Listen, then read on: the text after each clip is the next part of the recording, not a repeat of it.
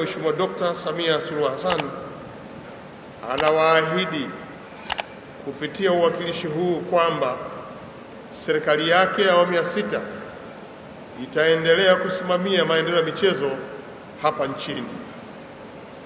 Mheshimiwa Dr. Samia Suluhu Hassan katika kuendeleza michezo hapa nchini ameahidi kuendelea kuwamotisha wachezaji katika michezo mbalimbali na hasa wanapofanya vizuri kwenye mashindano ya kimataifa.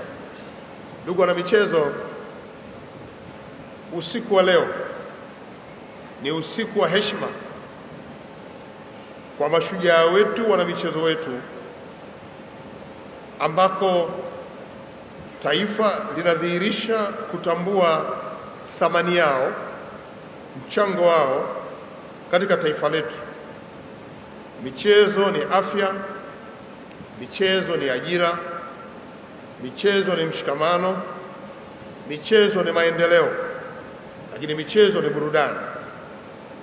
Serikali imeandaa tuzo maalum kwa wanamichezo walioonyesha umahiri katika nyanja tofauti za kimichezo hapa nchini kwa kipindi cha mwaka huu wa 2024-2025.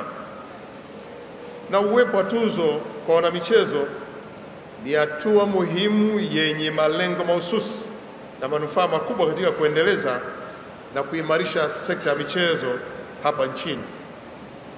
Tuzo hizi huwa hazifanyiki kwa ajili ya sherehe tu, bali zinafanyika kuwa kama ni sehemu ya mkakati wa kuhamasisha maendeleo ya michezo.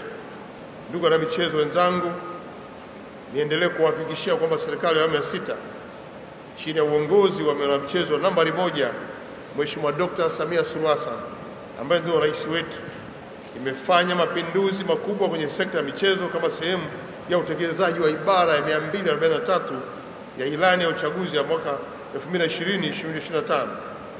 Miongoni mwa hatua hizo zilizochukuliwa ni pamoja na la kwanza, kuanzishwa kwa mfuko wa maendeleo ya michezo unaolenga kusaidia timu za taifa na shughuli nyingine za kimichezo.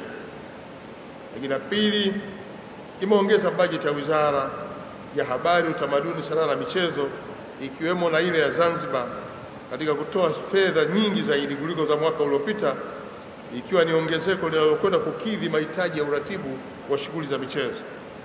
Ndugu na michezo, serikali inaendelea na mkakati wake wa kuhakikisha kwamba inainua michezo hapa nchini kwa kila mmoja kwa nafasi yake.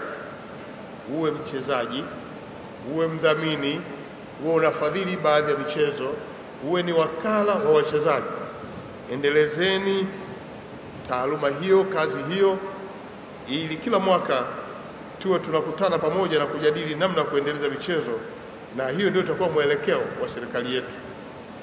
Leo hii tuna kila sababu ya kumpongeza na kumshukuru rais wetu kwa kufungua hiyo milango na kuongeza bajeti, lakini kuruhusu sekta binafsi kushiriki katika michezo. Tunataka tuone matunda ya utashi huo wa kisiasa ambao tunauona, na tuanzie hapo ili tuweze kufika hatua ya juu zaidi.